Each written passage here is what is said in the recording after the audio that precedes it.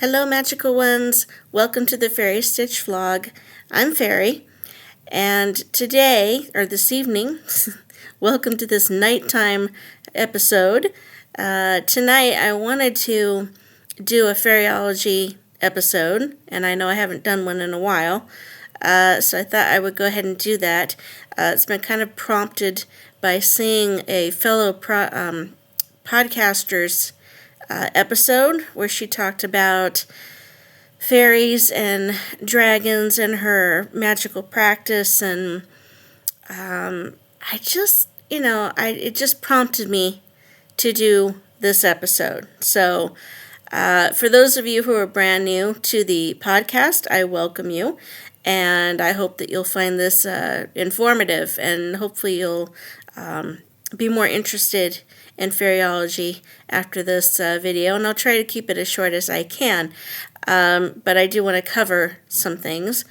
So just so for the brand new people who are joining us, I am a two-time certified Fairyologist. I am now a fairy craft magic practitioner, or fairy witch if you want to call it that. And I am a certified cat trainer. I've been an artist, a knitter, and an instructor for over 15-20 years. And so I have a little bit of background. I'm an artist and a designer, knitter, so a bunch of different art media. And of course, I make my own witchcraft items, and I use them. So oftentimes I will be talking about my practice and my spell work. But not tonight. Tonight, this is Fairyology. Tonight, like I say, has been prompted by seeing this fellow podcaster whom I'd never seen before. I'd never seen any of her channel or her episodes before. And the subject matter caught my attention.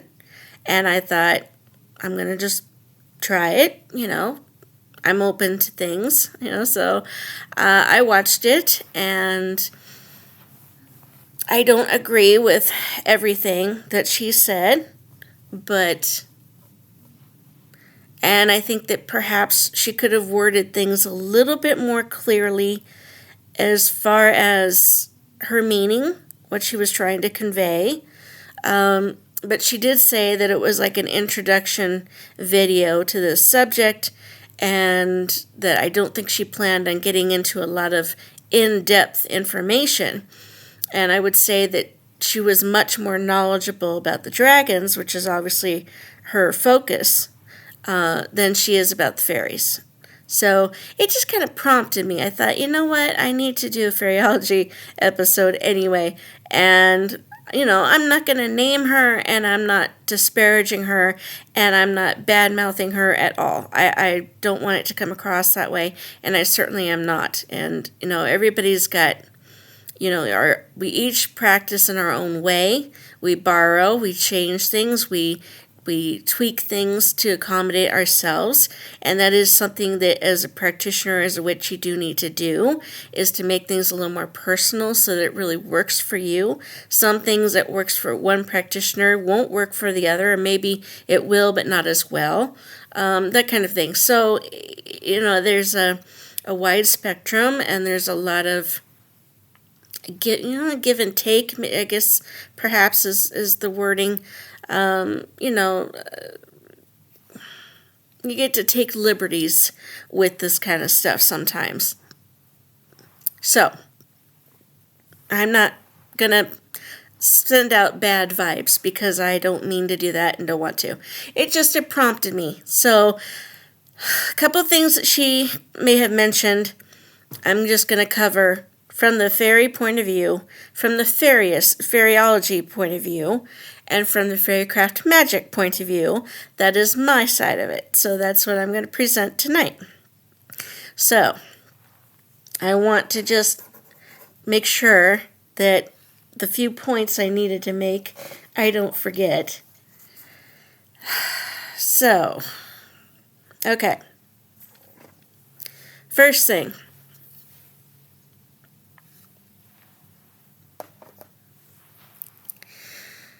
Fairies, as I have mentioned before, fairies are not necessarily, they're not all, the cute, sweet, innocent, good-natured, the little beings with the wings and the flowers, and carrying the little tulips and wearing the frilly dresses, and represent light and represent goodness and all of that.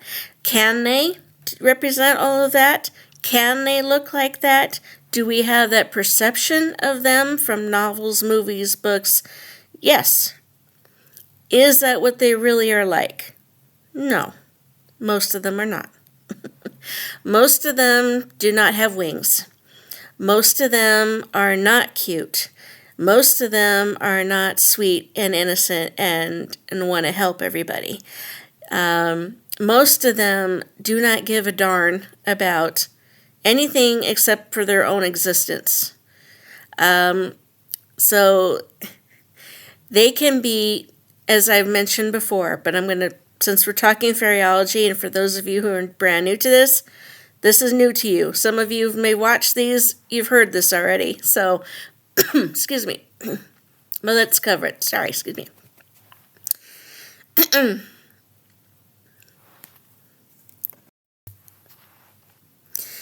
So, the fairies actually, they can be petty. They can be revengeful. They can be spiteful. They can be mischievous. They can be kind of benevolent. They can be helpful.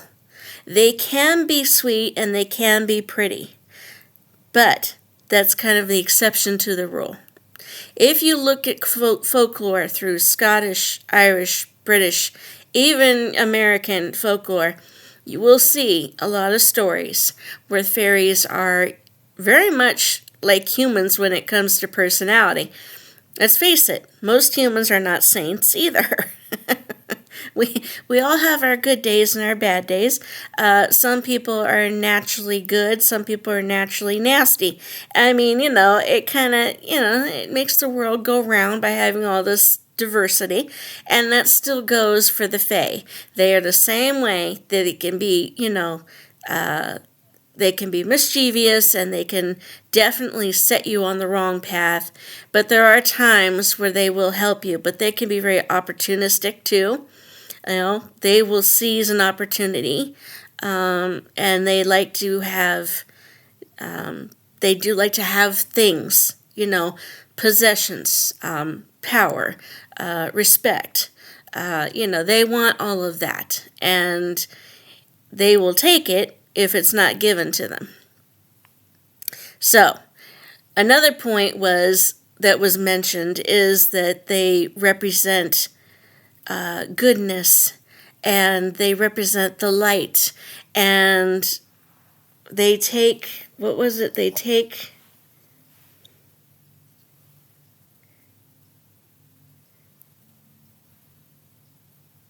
they can create life, and they don't manipulate their energies or their lives, to create something.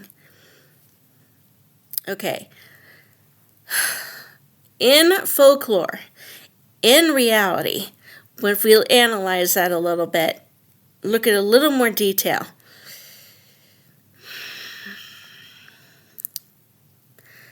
Fairies can have magic.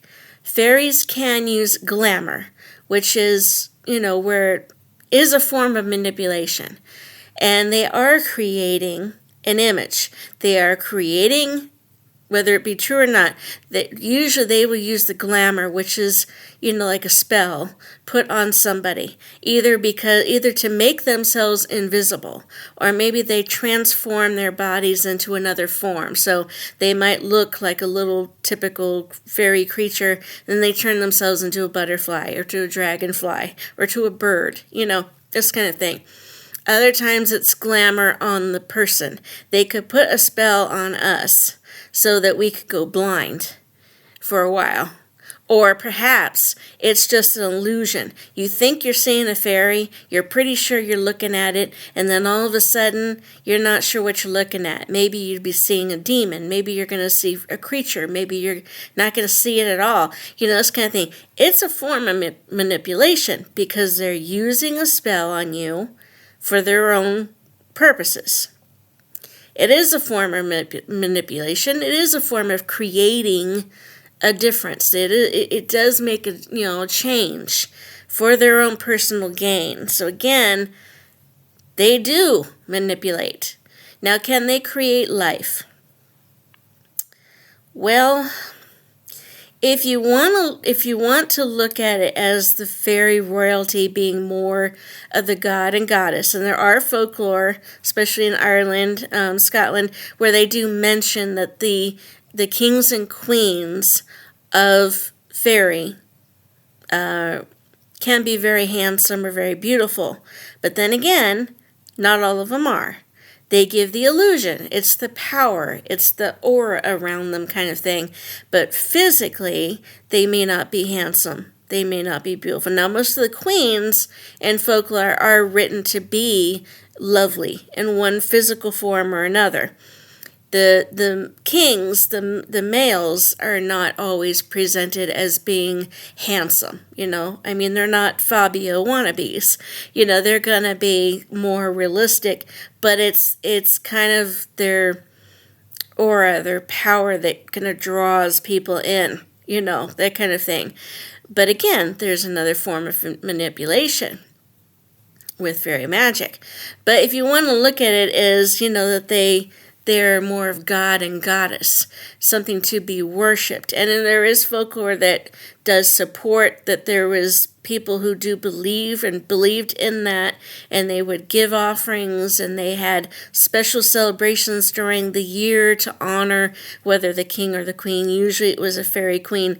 And, they would give them offerings. They would do processions. They would have a feast, or they'd do like a bonfire kind of thing, near their fairy fort. So, I mean, if you look at it as they are royalty, and that's just for the kings and queens. The average little fairy, whether it be a brownie, an elf, a nymph, a sylph, mermaid, animal fairy, getting all these little classifications that we now have for these fairy beings. If you look at it as that they were really worshipped, and again, that was just the royalty, then if you want to say that you can give them honor and look at them as being higher beings on a higher level, like I said, there is some folklore, there's tales that did happen, that people did see them in that way. Generally, we think of the fairies and fairyland being a liminal space. It's a higher plane than us on earth. It's not heaven, and it's not hell, and it's not earth. It's above us, but it's not way up there, and it's not down below. So it's kind of, still in between. But again, we're lower than them, but they are on a higher plane. Can they come through to us on ours? Certainly.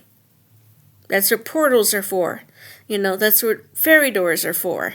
That's what, if you make a fairy garden and you send out the vibe, they can come through. Certain holidays of the year, Samhain, October 31st, the veils between their world and ours thins, makes it easier for them to pass in and out and come through and either cause havoc or just watch or whatever and go back. But they can do it pretty much any time they want to. Again, they're on a higher plane.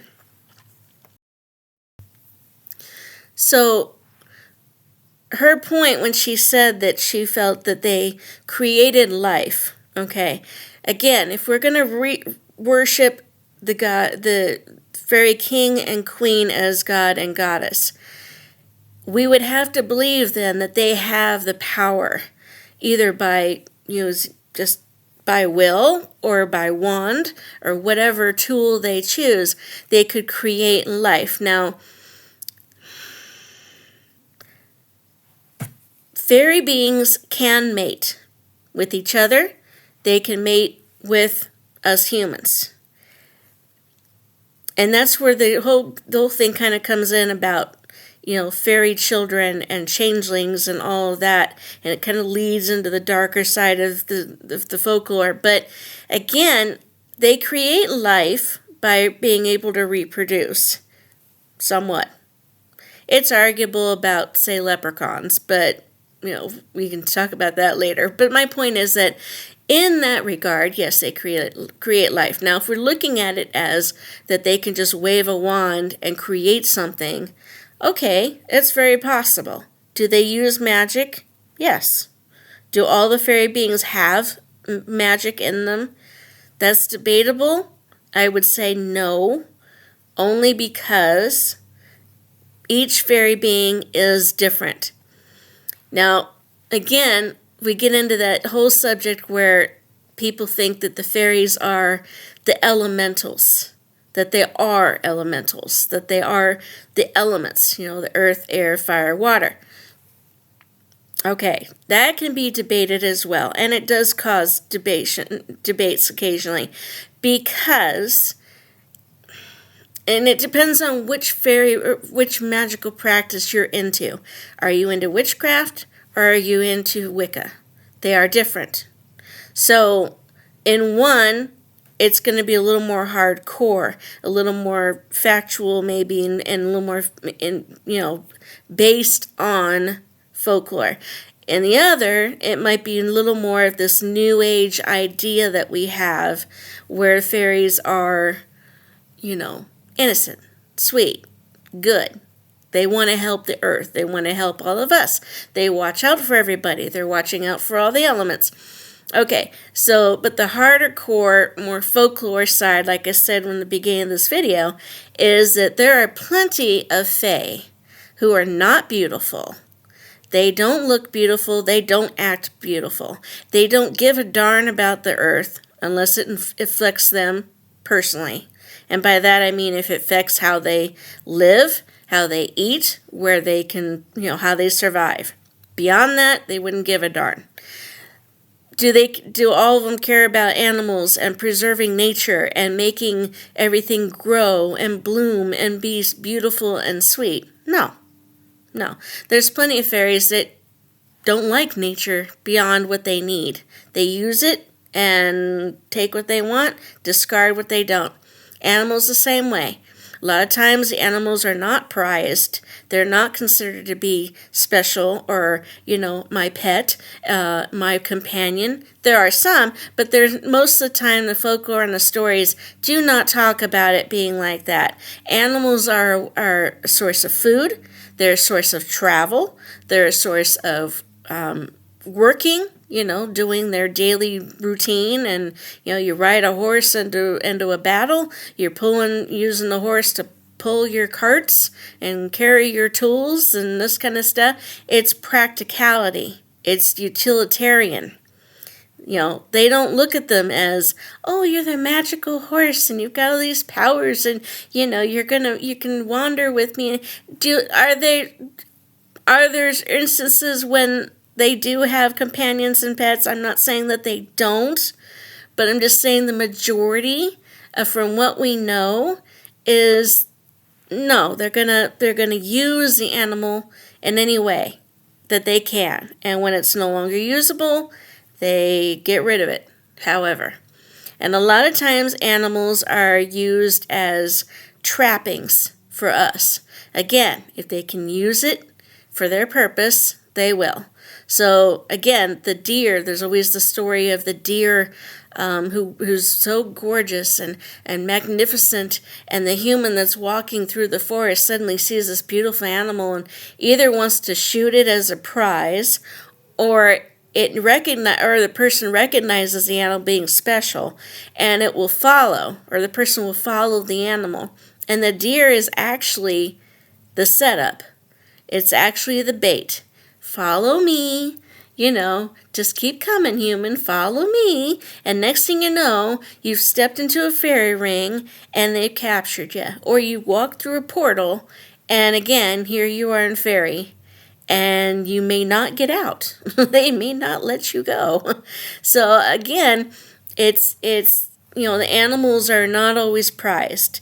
Are they sitting under a flower and checking the petals and measuring them to make sure that they're the perfect size and make sure the leaves are growing good and the stems look great? And the seasons are changing. Do they well, no. I mean, that's animated movie story version. Is it great? Is it pretty? Is it fun? Is it, a great way for kids to learn about fairies or at least have a connection? Yes. Do I like that side of it? Yes. But do I believe that's what they really look like and really do? No. That's just not the way it is. Okay? So I'm saying that she's talking about all these different aspects of fairy and fae, and they're working with the fae. And if that's how she believes and that's how she works with them, great. Okay. If that's how it makes her practice work for her and she enjoys it. Like I say, she had a lot more knowledge about dragons. And I don't have as much knowledge about dragons. I admit it. I don't. That's why I haven't really done a video about them. I'd have to do a lot of research before I would do a video. And I would try to be as accurate as I could. So I felt her knowledge on dragons was much better, was good. And great, okay, and that's what she connects to.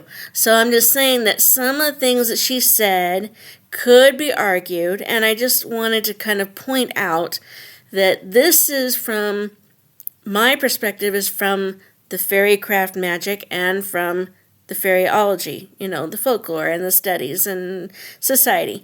And, so that is kind of, I just wanted to put that out there because the fairies can be cute, sweet, helpful, powerful, magical.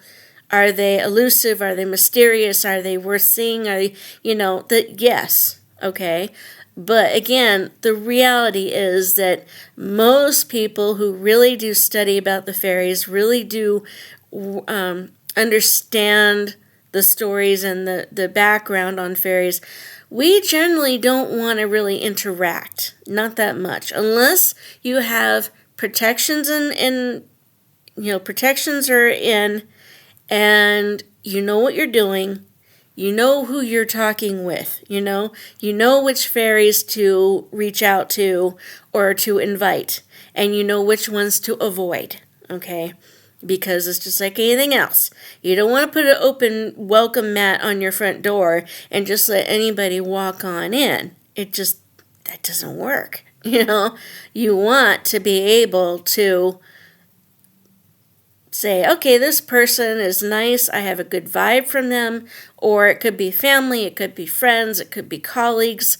You got a good vibe, you're going to trust them, and you feel they can come in, so you're inviting those. The ones you don't are the ones you're going to keep out. So again, if you have protections in place for yourself or your home, and you know who to invite and who not to, then you can work with the fairies.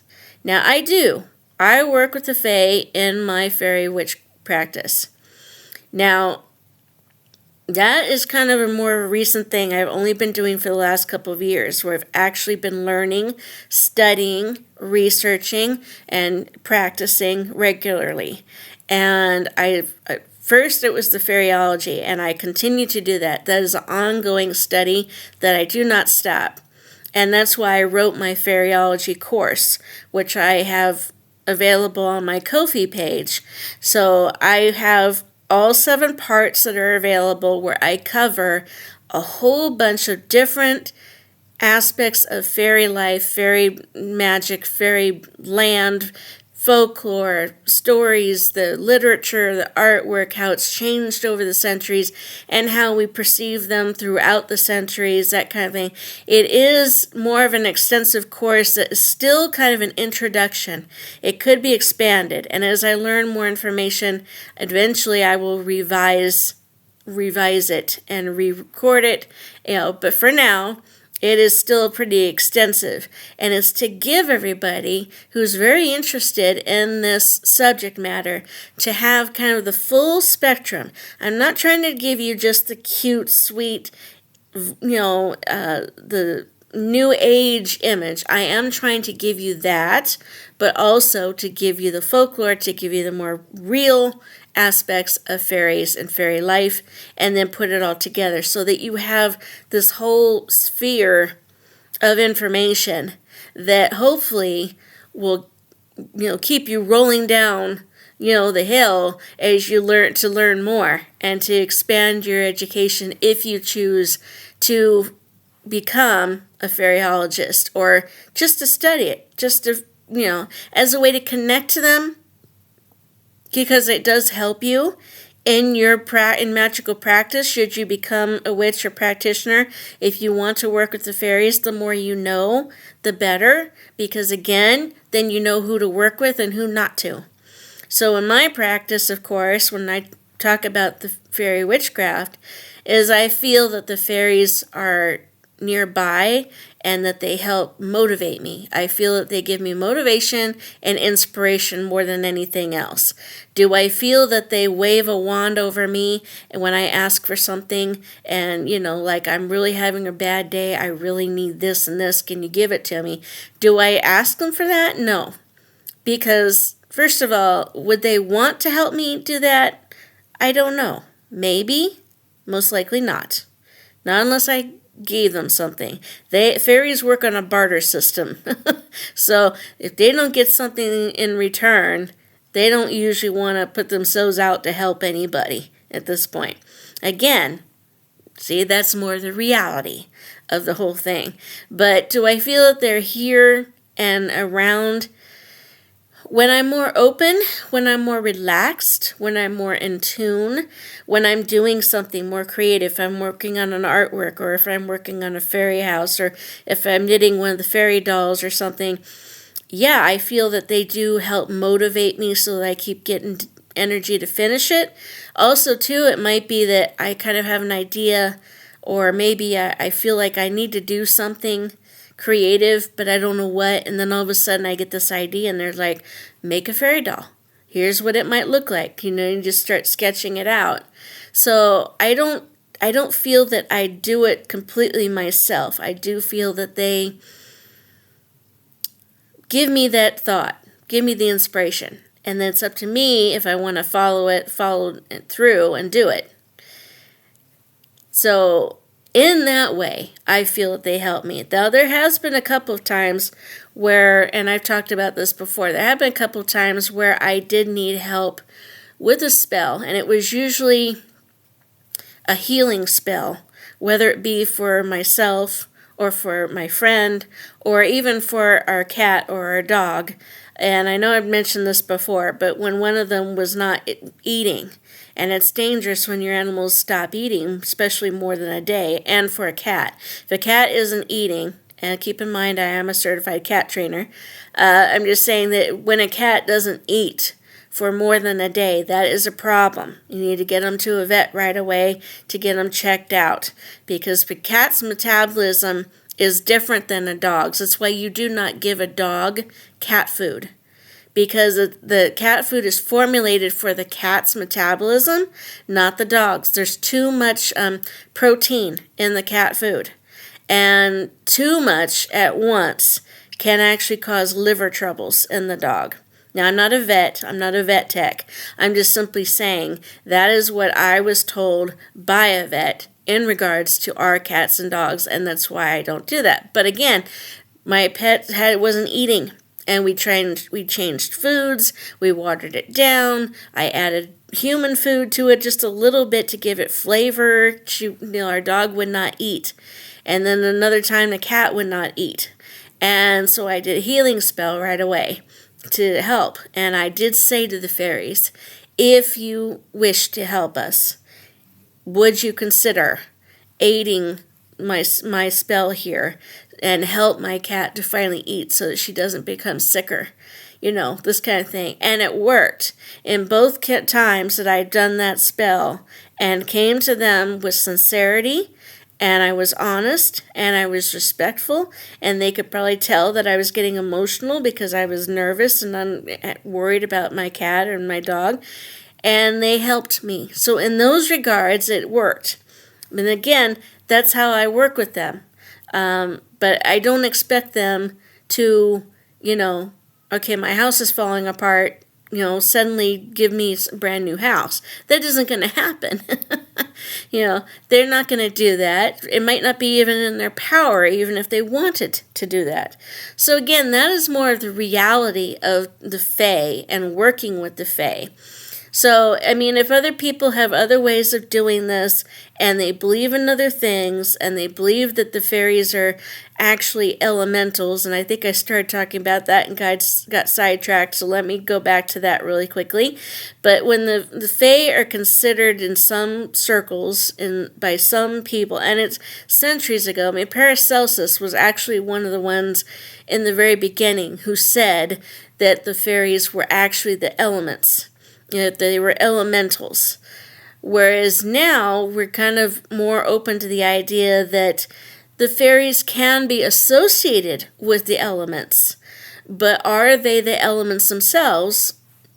No, not in my research, not in my belief. They can represent and they can take care of that element. So let's say, the mermaids are in the water. The nymphs are usually water related.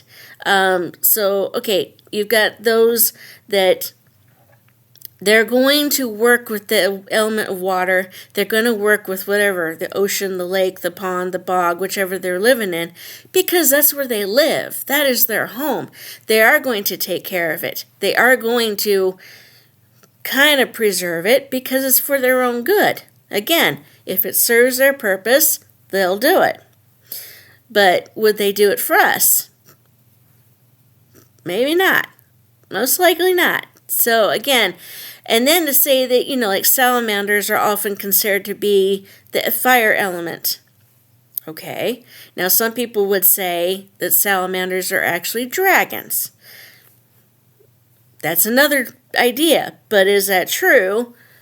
Maybe not. So the point is, though, that they are associated with fire. They're associated with, the sun magic and the burning sensation, this kind of thing. But are they fire? No. But they represent that. So again, it's just, to say that they are elementals and that they are the elements themselves. That is still debatable, but my research, my beliefs, what I've read in folklore, no, I don't believe that. And a lot of people don't. But yet it started centuries ago simply by one man saying, yes, they're elementals. So, okay, I hope that kind of clears up a little bit. I really do. I hope that gives some little more clarity to some of, different ideas in regards to the fairies and working with them. So again, I really did want to, like I say, I just wanted to cover some of those ideas and get that out there from the fairyologist point of view, from a fairy witch who works with them. And it's, based on all my research, and I've been doing fairyology, I've been studying fairyology for over 10 years. And I've a lot of books, a lot of folklore. I do a lot of fairy art, and I check it out from different, parts of the world, because she was accurate, the other podcaster, when she said that the fairies are represented in some form throughout the world in all countries. Practically every civilization believes in some kind of fairy form, figure, whatever. And so again, that's, it's easy to get lost in all the research and all the different, types of fae and get caught up in all the new ideas and the new age stuff, and it gets confusing, and it's like, well, what do you believe and what do you think? Well, it just do all the research that you can. If you're really into this, really research it, and if it gets overwhelming, and it can be, pick one or two things, okay, let's look into fairy society, or perhaps you're interested more in the fairy kings and queens. Research that first. Get started slow and build up and start studying the rest of it. And you'll just keep rolling down that road, and that way you're going to learn all these different aspects all about fairies. And hopefully when you get done, or at least get to a point where you can stop for a bit, take a breather and take it all in, then you can kind of say, okay, this is what I really think is going to work for me in my magical practice. If you're not a practitioner at all, fine, great. You don't have to be. You can still research it, and you can go through and check out reputable sources, reliable sources throughout the centuries, whether it be book form, story. Keep in mind, novels and books and research books are not the same. They're great, but they're not the same. Okay, so you got to really have your knowledge in the research and the folklore first.